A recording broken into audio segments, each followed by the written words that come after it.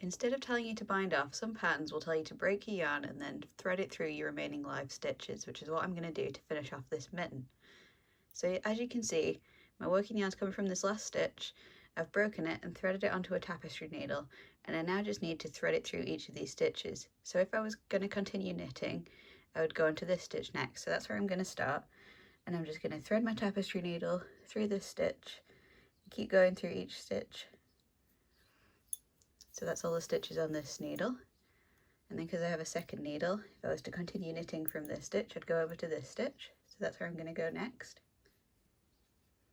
And so I just need to thread my needle through here. It can be a little bit difficult to get into some stitches.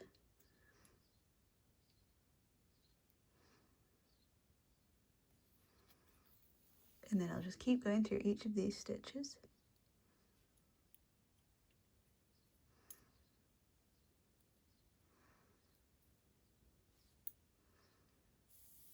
And then I have one more stitch to thread this needle through.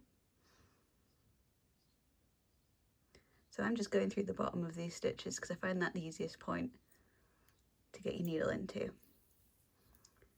So now that yarn is threaded through all of these stitches, you can see it passing along there. I can take these needles out, and then when I pull this taut, it'll close up that end.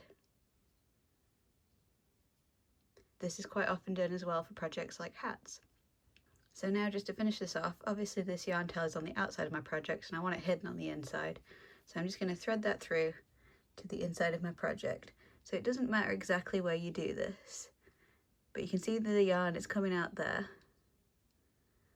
And so I'm just going to pass the needle just somewhere below there into the other side of my work. And now the easiest thing to do is put your hand through the inside of your project and pass it through to your other hand.